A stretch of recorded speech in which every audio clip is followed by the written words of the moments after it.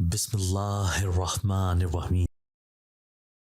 میں اس وقت شدید غم میں مبتلا تھا کیونکہ میری بیوی اور بچے کا انتقال ہو چکا تھا۔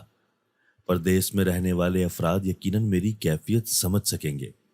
میں شادی کے تقریباً 3 ماہ بعد ہی واپس پردیس چلا گیا تھا اور مجھے وہاں اطلاع ملی تھی کہ میری بیوی ماں بننے والی ہے۔ میری خوشگوار کیفیت ناقابل بیان تھی۔ میں نے وہاں اپنے تمام احباب میں مٹھائی بانٹی تھی۔ یہ خوشی ہی ایسی تھی کہ کتنے روز تو میں سو بھی نہیں پایا تھا۔ مجھے یہ احساس بھی ہو رہا تھا کہ میں اس موقع پر اپنی بیوی کے پاس نہیں ہوں، مگر میں نے صبر کیا اور ٹیلی فونک رابطوں میں ہی اپنی بیوی کو بہت ساری ہدایات دے ڈالی تھیں۔ ایک لمبا صبر آزما وقت میں نے انتظار کیا تھا اور میں پہلے ہی سوچ چکا تھا کہ جو ہی میں باپ بنوں گا فوراً پاکستان کا چکر لگا کر اپنی بیوی اور بچے سے مل آؤں گا، مگر میں نہیں جانتا تھا میری یہ خواہش اتنی جلدی غم میں بدل جائے گی۔ جب میں پاکستان آنے لگا تو اپنی والدہ اور بہنوں کو سختی سے منع کیا تھا کہ میری بیوی کو میرے آنے کی اطلاع نہ دی جائے۔ میں اس کے سامنے اچانک جا کر اس کی خوشی دیکھنا چاہتا تھا۔ جب میں سفر میں تھا تو مسلسل گھر والوں سے رابطے میں رہا، مگر میں نے محسوس کیا کہ میری والدہ اور بہنیں چپ چپ سی تھیں۔ انہیں جو خوشی اور جوش ظاہر کرنا چاہیے تھا وہ غائب تھا۔ ان کے لہجے بھی دھیمے سے تھے۔ میں نے اپنی والدہ سے سوال کیا کہ ان سب کی آوازیں مجھے پریشان کر رہی ہیں، کیا وہ میرے آنے سے خوش نہیں ہیں؟ مگر میری والدہ نے مجھے بس اتنا کہا کہ تم آؤ گے تو جان جاؤ گے، بس تم خیریت سے آ جاؤ۔ میں سمجھ رہا تھا کہ مجھ سے کچھ چھپایا جا رہا ہے، مگر ایسا کیا ہو گیا تھا آخر؟ میں اندر ہی اندر گھبرا رہا تھا، مگر مجھے امید تھی کہ سب بہتر ہی ہوگا۔ اب جب لوٹا تو جو اطلاع مجھے دی گئی وہ میرے وجود کو ریزہ ریزہ کر گئی تھی۔ مجھے بتایا گیا کہ میری بیوی اور بچہ دونوں ہی مر چکے ہیں۔ میں صدمے سے ساکت ہو گیا تھا۔ میرے لیے یہ خبر نہایت اذیت ناک تھی۔ میں نے اپنی بیوی اور بچے کو دیکھنے کے لیے ایک ایک دن گنا تھا اور انتظار کیا تھا۔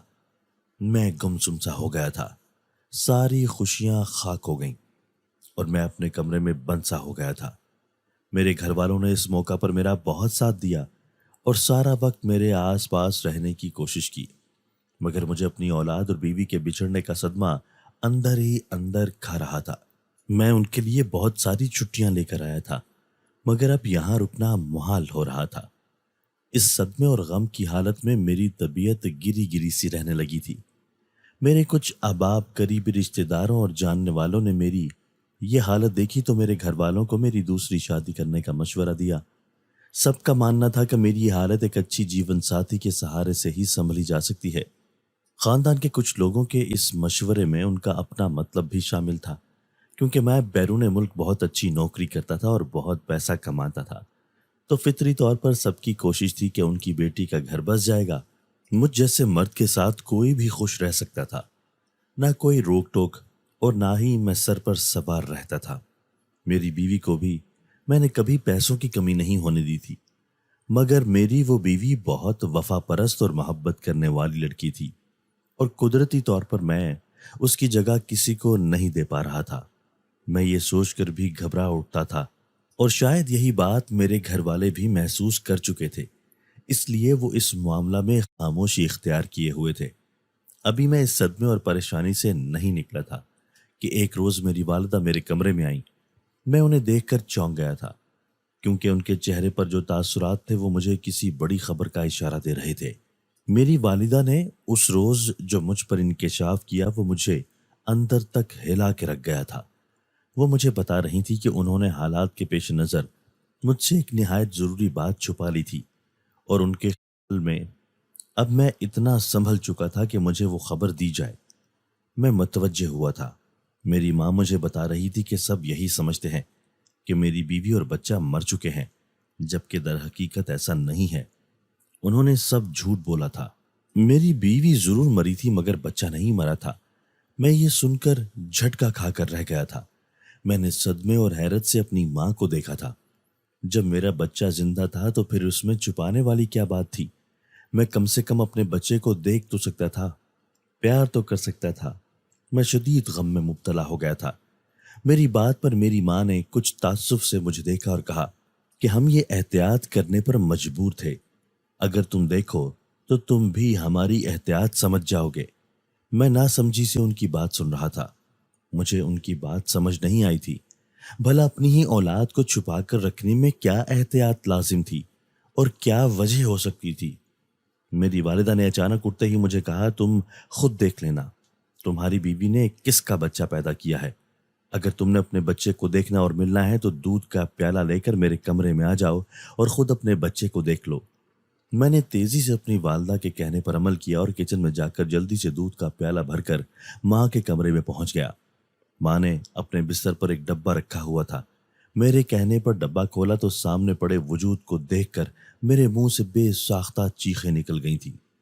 میرے ساتھ کیا ہوا تھا میں پھٹی پھٹی آنکھوں سے دیکھ رہا تھا۔ میں اپنے ماں باپ کا اکلوتا بیٹا تھا۔ میرے باپ کو میری ماں سے کوئی دلی لگاؤ نہیں تھا، مگر میری ماں کا تعلق ایک بہت کھاتے پیتے گھرانے سے تھا، اس لیے میرے باپ نے انہیں اپنی لالچ کی وجہ سے کبھی چھوڑا نہیں۔ میری عمر ابھی بامشکل 10 سال تھی جب میری ماں کا انتقال ہو گیا اور میرا باپ انچاہی بیوی سے آزاد ہو گیا تھا۔ میری ماں کی موت کے چند دن بعد ہی میرا باپ ایک عورت کو گھر لے آیا تھا۔ تب مجھے پتا چلا کہ میرے باپ نے چھپ کر شادی کر رکھی تھی۔ اس عورت سے میرے باپ کی 3 بیٹیاں بھی تھیں۔ میں ان دنوں ویسے بھی اپنی ماں کی جدائی کے صدمے میں رہتا تھا۔ میں نے خاموشی سے اپنی سوتیلی ماں کا استقبال کیا۔ مجھے دکھ ہوا تھا کہ میرے باپ نے میری ماں کی جگہ کسی دوسری عورت کو دے دی تھی۔ میں اپنی سوتیلی ماں سے کھچا کھچا رہتا تھا۔ مجھے لگا وہ بھی عام عورتوں کی طرح ہوگی جو شوہر کی دوسری عورت سے پیدا ہوئی اولاد کو برداشت نہیں کرے گی۔ مجھے اپنی زندگی مشکل ہو جانے کا خوف ستا رہا تھا، مگر حیرت انگیز طور پر میری سوتیلی ماں نے مجھے بہت اچھے سے سنبھال لیا تھا۔ وہ مجھے بھی اپنی بیٹیوں کے برابر رکھتی، میری پسند ناپسند کا بھی کسی ماں کی طرح رکھنے لگی۔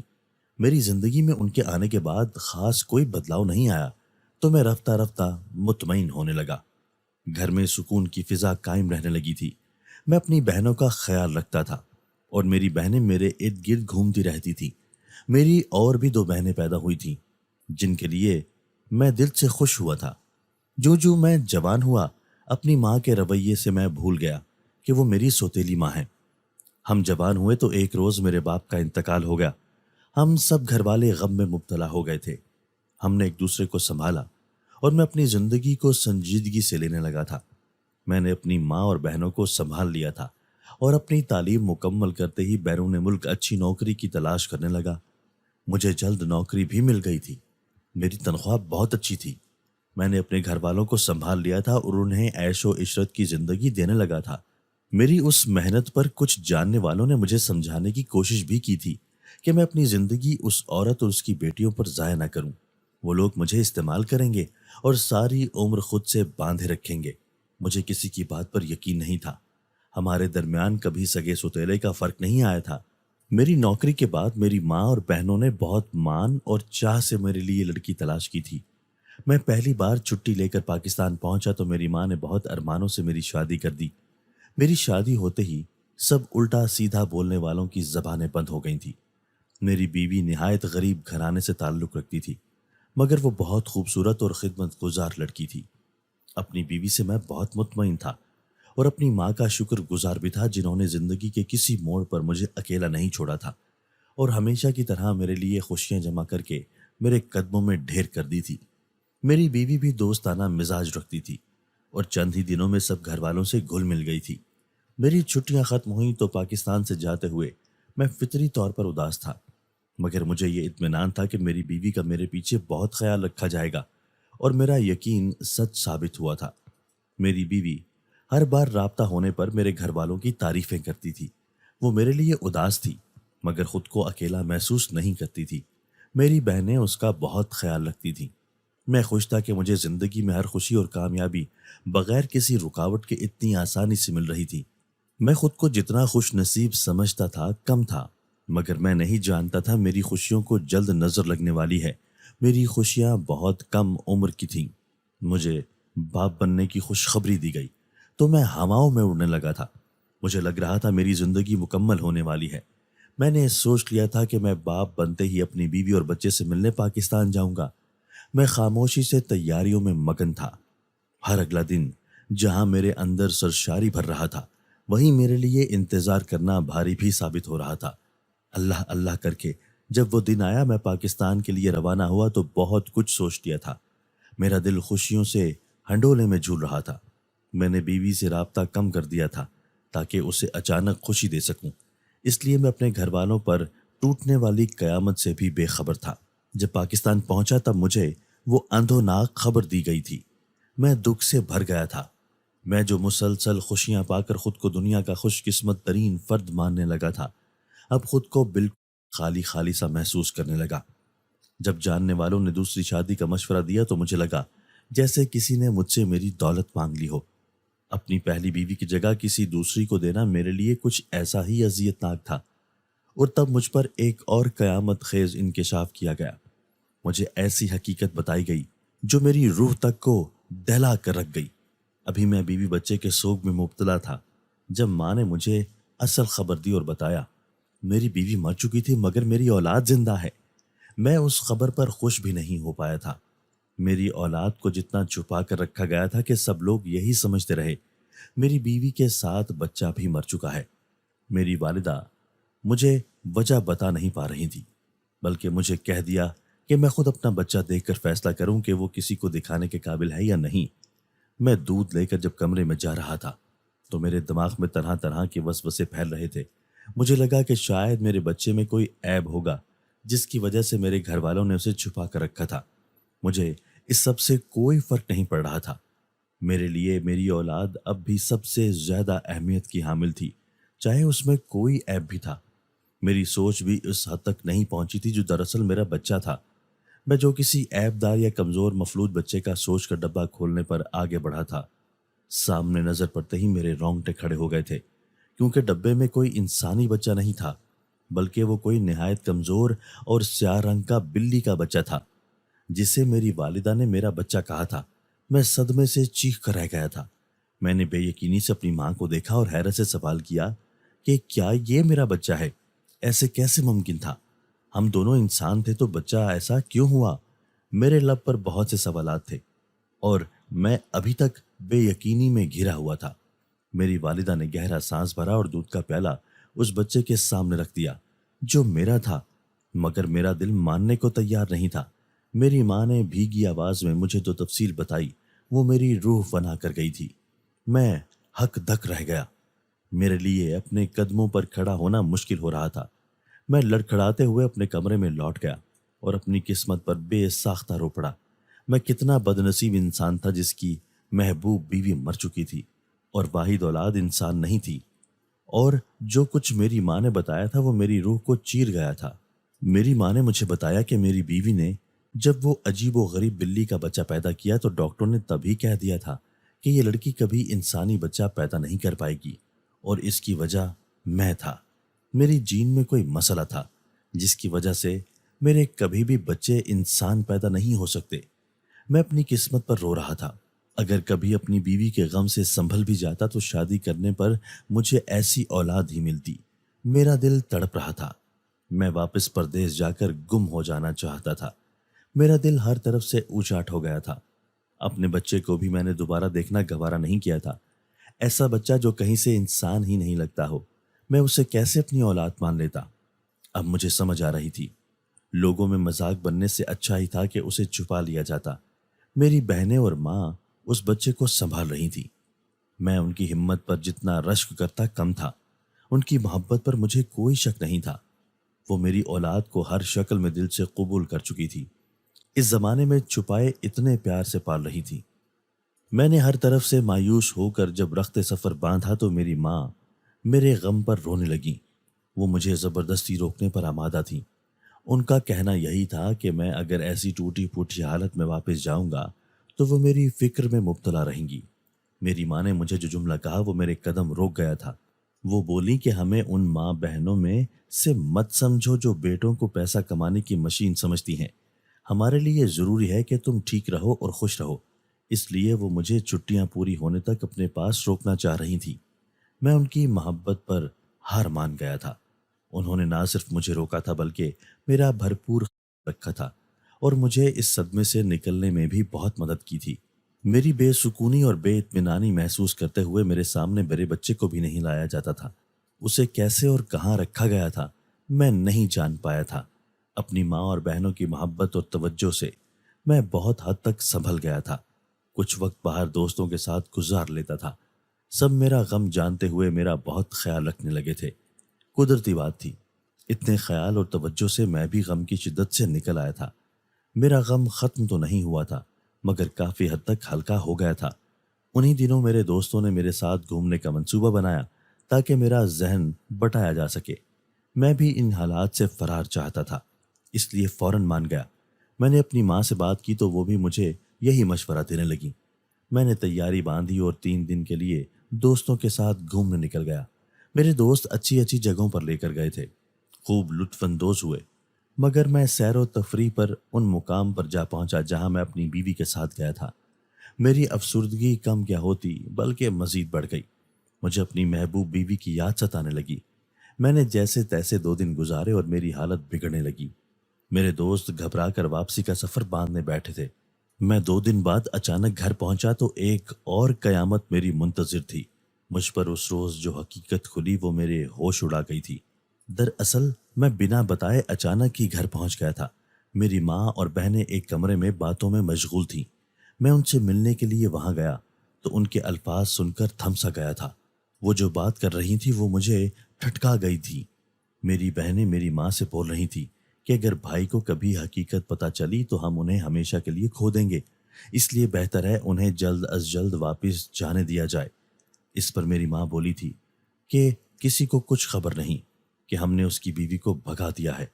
اس لڑکی کو بچہ چھین لینے کی دھمکی دی تھی، اس لیے وہ لڑکی اب اپنے بچے کی خاطر کبھی تمہارے بھائی کے سامنے نہیں آئے گی۔ وہ سب آپس میں خوشی سے بول رہی تھی کہ کیسے انہوں نے میری بیوی کو بچہ پیدا ہوتے ہی دھمکا ڈرا کر بھگا دیا تھا اور مجھے بھی بہت آسانی سے بے وقوف بنا لیا تھا۔ میں یہ سب سن کر تم بخود رہ گیا تھا۔ میں نے کمرے میں داخل ہو کر تعصب سے ان سب کو دیکھا تو وہ سب مجھے وہاں پا کر گڑبڑا گئیں۔ آج ان کے چہرے مجھے اجنبی لگ رہے تھے، جہاں پر میری بیوی اور معصوم بچے کے لیے شیطانی تاثرات تھے۔ میں نے اپنی سوتیلی ماں کو غصے اور نفرت سے دیکھتے ہوئے خود پر افسوس کیا تھا کہ میں زندگی کا اتنا بڑا حصہ ان کا کھلونا بنا رہا۔ مجھے سب جاننے والوں نے ان کی اصلیت بتانا چاہی تھی، مگر میں نے اپنے رشتہ داروں کو بھی غلط سمجھا تھا اور الٹا انہیں حاسد سمجھا تھا جو ہمارے پیار کو حسد سے دیکھتے تھے۔ اپنا پورا گھر میں ان کے حوالے کر کے انہیں باہر سے اتنا پیسہ بھیجے رکھتا تھا اور کبھی پلٹ کر حساب نہیں لیتا تھا۔ ان لوگوں نے مل کر مجھے بے وقوف بنائے رکھا۔ میری سوتیلی ماں اور بہنیں مجھ سے معافیاں مانگنے لگیں اور اپنی صفائیاں پیش کرنے لگیں۔ ان کا کہنا تھا کہ وہ ڈرتی تھیں کہ کہیں میں انہیں چھوڑ کر اپنی بیوی کا نہ ہو جاؤں، اس لیے وہ ایسا کرنے پر مجبور ہو گئی تھی۔ وہ نہ جانے کیا کیا وضاحت دے رہی تھی جن میں اب مجھے کوئی دلچسپی نہیں رہی تھی۔ میں اب سب سمجھ گیا۔ ساری زندگی جن کو اپنا ہمدرد سمجھتا تھا ان کے اصل چہرے اتنے بھیانک تھے میں کبھی سوچ بھی نہیں سکتا تھا۔ وہ لوگ شروع سے کبھی میرے اپنے بنے ہی نہیں تھے۔ انہوں نے مجھے ہمیشہ دولت کی خاطر اپنائے رکھا تھا۔ جب خاندان والوں نے مجھے ان کی اصلیت دکھانے کی کوشش کی اور بتایا کہ وہ لوگ مجھے پیسہ کمانے کی مشین سمجھتے ہیں تو انہوں نے مجھے اپنے مزید قریب کرنے کے لیے میرے لیے ایک غریب لڑکی کا انتخاب کر لیا تھا تاکہ وہ بعد میں اس لڑکی کو بآسانی مجھ سے دور کر سکیں۔ میں اپنی بیوی ان کے حوالے کر کے چلا گیا تھا۔ مجھے پاگل بنانے کے لیے انہوں نے میری بیوی کا بھی ماں بن جانے تک خیال رکھا، مگر اس کے بعد اسے بچہ چھیننے کی دھمکی دے کر گھر سے بھگا دیا اور مجھے جھوٹ بول دیا کہ میری بیوی اور بچہ مر گئے ہیں۔ جب انہوں نے دیکھا کہ لوگ مجھے دوسری شادی کا مشورہ دے رہے ہیں تو مجھے بچہ بھی بلی کا دکھا دیا تاکہ میں دوبارہ شادی کرنے کا سوچوں بھی نہیں اور ساری زندگی صرف انہیں کما کما کر کھلاتا رہوں۔ میں ان لوگوں کی مطلب پرستی سے بری طرح ٹوٹ گیا تھا۔ مجھے ان سے شدید نفرت ہو گئی تھی، مگر میں نے ان پر کچھ ظاہر نہیں کیا کیونکہ ابھی مجھے اپنی بیوی اور بچے کے بارے میں بھی جاننا تھا۔ میں نے ان سے یہی کہا کہ اگر وہ مجھے میری بیوی کا بتا دیں کہ وہ کہاں گئی ہے تو ہو سکتا ہے میں ان سب کو معاف کر دوں۔ وہ مجھے منانے کی خاطر میری بیوی کا پتہ دے گئی تھی۔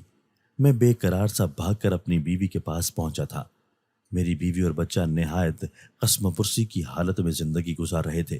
مجھے دیکھ کر میری بیوی تڑپ کر رونے لگی تھی۔ میری سوتیلی ماں اور بہنوں نے اسے نہایت خوفزدہ کر دیا تھا۔ میں نے اپنی بیوی اور بچے کو سنبھالا اور چند دنوں میں خاموشی کے ساتھ سب انتظامات کر کے انہیں اپنے ساتھ بیرون ملک لے گیا اور ان مطلب پرست ماں بیٹیوں سے ہمیشہ کے لیے قطع تعلق کر کے انہیں ان کے حال پر چھوڑ دیا۔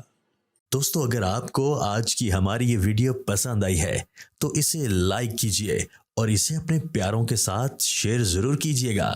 اور ہاں، اگر آپ نے ابھی تک ہمارا چینل سبسکرائب نہیں کیا تو ہمارا چینل سبسکرائب کر دیجئے اور بیل آئیکن بھی پریس کر دیجئے تاکہ ہماری ہر نئی آنے والی ویڈیو آپ کو بر وقت مل سکے۔ اللہ حافظ۔